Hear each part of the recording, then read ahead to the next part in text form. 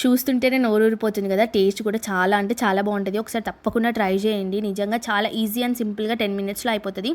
First అయితే ఒక pasta తీసుకొని పాస్తాని మనం బాయిల్ చేసేసుకోవాలి. 90% కుక్ అయిన తర్వాత సైడ్కి తీసుకొని ఒక ప్యాన్ తీసుకొని దాంట్లో అయితే బటర్ యాడ్ చేస్తున్నాం. ఇక్కడ మొత్తం ప్రాసెస్ మొత్తం మనం బటర్ యాడ్ చేస్తాం. అంటే ఆయిల్ కానీ గీ కానీ ఏమో అంటే యూస్ చేయము. నెక్స్ట్ ఆనియన్స్ని ఫ్రై చేసేసుకోవాలన్నమాట. ఒక ఫుల్ ఆనియన్ తీసుకొని దాన్ని చిన్న చిన్న పీసెస్గా కట్ చేసుకొని ఇట్లా బటర్లో మనం ఫ్రై చేసుకోవాలి. దాని తర్వాత చిల్లీ ఫ్లేక్స్ అయితే యాడ్ చేస్తున్నాం.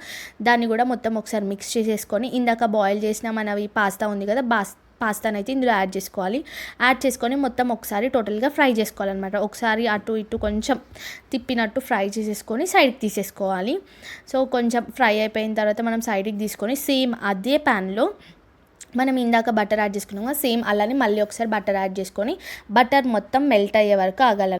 సో బటర్ అంతా మెల్ట్ అయిన తర్వాత ఇక్కడ మైదా పిండి అయితే తీసుకోవాలన్నమాట. లైక్ అరౌండ్ 3 to 4 స్పూన్స్ అలా తీసుకొని దాన్ని మంచిగా ఫ్రై చేసేసుకోవాలి. ఫ్రై చేసిన తర్వాత కొద్దిగా మిల్క్ అయితే యాడ్ చేసుకుంటూ మిక్స్ చేసుకోవాలి. అంటే ఒక థిక్ కన్సిస్టెన్సీ అనేది, ఒక లిక్విడ్ కన్సిస్టెన్సీ వచ్చే వరకు, థిక్ పేస్ట్లా అయ్యే వరకు ఫ్రై చేసేసుకోవాలి. నేను ఇక్కడ వీడియోలో చూపిస్తున్నా కదా సేమ్ అలానే. దాని తర్వాత కొద్దిగా ఉప్పు వేసుకొని ఇంకా చీజ్ అనమాట. చీజే మెయిన్ అనమాట ఈ మొత్తం డిష్కి, రెసిపీకి చీజే హైలైట్.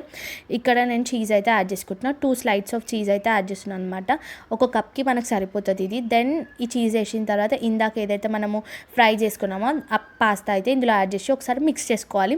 మిక్స్ చేసుకొని మొత్తం అందులో ఒక 2 to 3 మినిట్స్, ఒక 5 మినిట్స్ అట్లా ఉడకనివ్వాలన్నమాట. ఉడకనిచ్చిన తర్వాత మొత్తం మిక్స్ చేసిన తర్వాత లాస్ట్కి మళ్ళీ ఒక ఫ్లేవర్ కోసం చిల్లీ ఫ్లేక్స్ అయితే యాడ్ చేసుకుంటాం. అంతే అండి, చాలా సింపుల్ అండ్ టేస్టీ నోరు నుంచి పాస్తా అయితే రెడీ. టేస్ట్ కూడా చాలా అంటే చాలా బాగుంటుంది. వీడియో ఎలా అనిపించిందో కామెంట్ చేయండి. అండ్ కొంతమంది రెసిపీస్ అడుగుతున్నారు, సో తొందరగా అంటే పెట్టలేను, బట్ ఖచ్చితంగా అయితే చేసి పెడతా. బట్ కొంచెం టైం పడుతుంది, కొద్దిగా ఓపిక ఉండండి. అండ్ వీడియో ఎలా అనిపించిందో కామెంట్ చేయండి. నచ్చితే ఒక లైక్ చేయండి, మన ఛానల్ని సబ్స్క్రైబ్ చేసుకోండి. Thank you for watching.